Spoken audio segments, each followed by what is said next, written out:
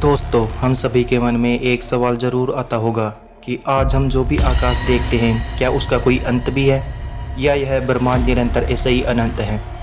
क्या ब्रह्मांड का कोई निश्चित आखिरी छोर है जिससे ब्रह्मांड को सीमित माना जा सके। नमस्कार दोस्तों, स्वागत है आप सभी का एक बार फिर से मेरे YouTube चैनल BS खडोलिया पर। और आज के इस वीडियो में हम आपके ऐसे ही प्रश्नों के उत्तर देने वाले हैं और समझने वाले हैं कि पृथ्वी आखिर ब्रह्मांड में कहाँ एग्जिस्ट करती है। पृथ्वी के सापेक्ष ब्रह्मांड कितना बड़ा है। तो दोस्तों, सबसे पहले जानते हैं पृथ्वी के बारे में। तो दोस्तों, आज तक हम पृथ्वी के पूरे हिस्से के बारे में भी नहीं जान पाए हैं। हमारी पहुंच केवल मंगल और सौरमंडल के ग्रहों तक ही सीमित हो पाई है अभी तक। तो सबसे पहले हम शुरू करते हैं चंद्रमा से, इसके बाद पृथ्वी, और पृथ्वी में लगभग 50 चंद्रमा समा सकते हैं। इसके बाद सूर्य का व्यास 14 लाख किलोमीटर है और इसमें 13 लाख पृथ्वी समा सकती हैं। और इसका अंदाज़ा आप इससे भी लगा सकते हैं कि पृथ्वी जो इतनी बड़ी है कि पृथ्वी के पूरे हिस्से की खोज हम आज तक नहीं कर पाए हैं। और सूर्य का आकार का अंदाज़ा इससे लगा सकते हैं कि 13 लाख पृथ्वी इसमें समा सकती है। और अब बात करते हैं सौरमंडल की। सौरमंडल जिसका व्यास 287 अरब किलोमीटर है, वहीं पर सूर्य से नेपच्यून तक की दूरी 3000 सूर्य समा सकते हैं। और हम सभी यह जानते हैं कि सूर्य कोई खगोलीय पिंड नहीं है, यह एक तारा है। तो अब देखते हैं सूर्य से बड़ा तारा वेगा स्टार। वेगा स्टार में 20 सूर्य समा सकते हैं और इसका व्यास 38 लाख किलोमीटर है। और यदि इससे भी आगे जाए तो आर्कटस जिसका व्यास 3 करोड़ 60 लाख किलोमीटर है और इसमें 17,000 सूर्य समा सकते हैं। दोस्तों, इसके सामने पृथ्वी की ही क्या ही अस्तित्व है, यह तो सिर्फ शुरुआत है। और इससे भी बड़ा तारा बेटलगेज है जिसका व्यास 123 करोड़ किलोमीटर है और इसमें 67 करोड़ सूर्य समा सकते हैं। और आखिर में सबसे बड़ा तारा स्टेनसन 218 है जिसका व्यास 3 अरब किलोमीटर है और इसमें 9 अरब 83 लाख सूर्य समा सकते हैं।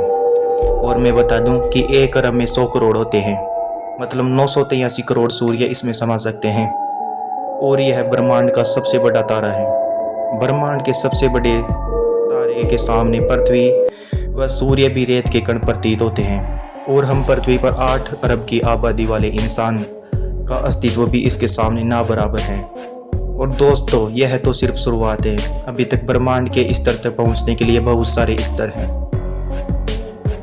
और इससे भी बड़ी संरचना तारामंडल या नेब्यूला। अब यह संरचना ऐसी है जिसका व्यास अब किलोमीटर में मापना असंभव है। अब इन्हें मापने के लिए दूरी मापन की ब्रह्मांडीय इकाई प्रकाश वर्ष है।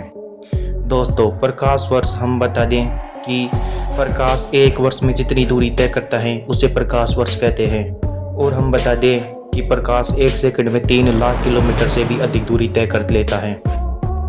और इनमें ही एक है हेलिक्स तारामंडल जिसका व्यास 5 प्रकाश वर्ष है और इसमें 15,000 स्टेनसन 218 समा सकते हैं।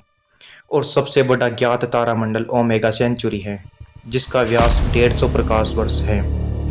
और इन सब को समाने वाली आकाशगंगा जिसमें अरबों खरबों तारामंडल उपस्थित होते हैं।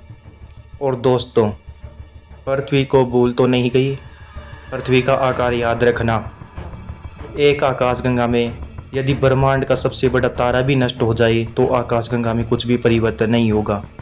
और हमारी मंदाकिनी आकाशगंगा जिसका व्यास 1 लाख प्रकाश वर्ष है और इससे नज़दीकी आकाशगंगा एंड्रोमेडा गैलेक्सी जो मंदाकिनी से भी दुगनी बड़ी है और इसका व्यास 2 लाख प्रकाश वर्ष है। और इसमें 40 × 10⁻25 स्टेनसन 218 समा सकते हैं।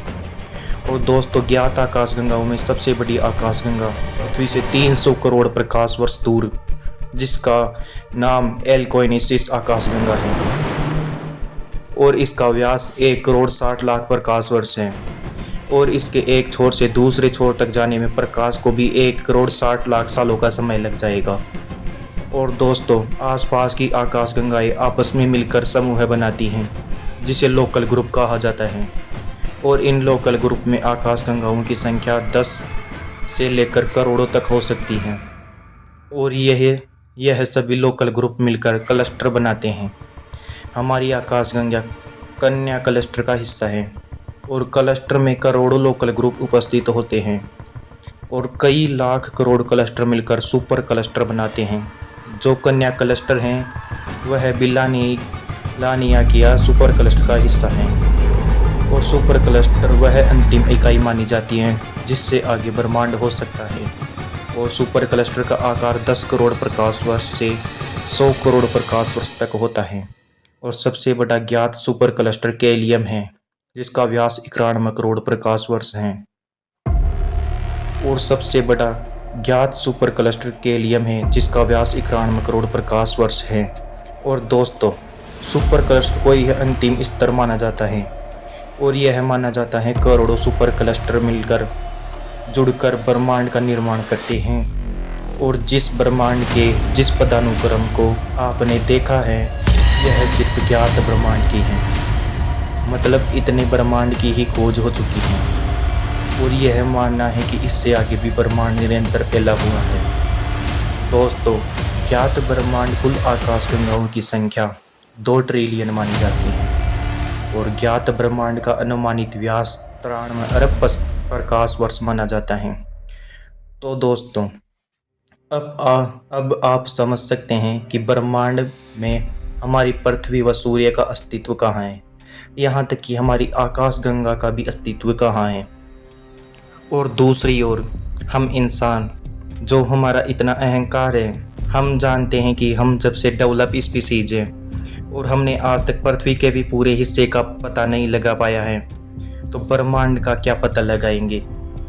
तो एक तरफ इंसान सोच कर पृथ्वी पर बैठा बैठा सोचता है, वो डिप्रेशन में रहता है कि आगे क्या होगा, कैरियर का क्या होगा। अब जब भी डिप्रेशन आए तो ये सोचना कि पृथ्वी पर एक छोटा सा जीव, इतनी बड़ी पृथ्वी, इतना बड़ा सौर मंडल और इतना बड़ा ब्रह्मांड, इस पर बैठकर मैं डिप्रेशन कर रहा हूँ। इससे यह सोचने मात्र से आपका डिप्रेशन चला जाएगा। तो दोस्तों, ये था ब्रह्मांड में हमारा अस्तित्व। आज के वीडियो में हमने ब्रह्मांड के पदानुक्रम के बारे में जाना है। वीडियो अच्छी लगे तो लाइक करें, शेयर करें एंड कमेंट करें। और कमेंट में आप बता सकते हैं कि नेक्स्ट वीडियो किस टॉपिक पर लानी है। और यदि चैनल पर न्यू है तो चैनल को सब्सक्राइब करें। Thanks for watching video. मिलते हैं नेक्स्ट वीडियो में।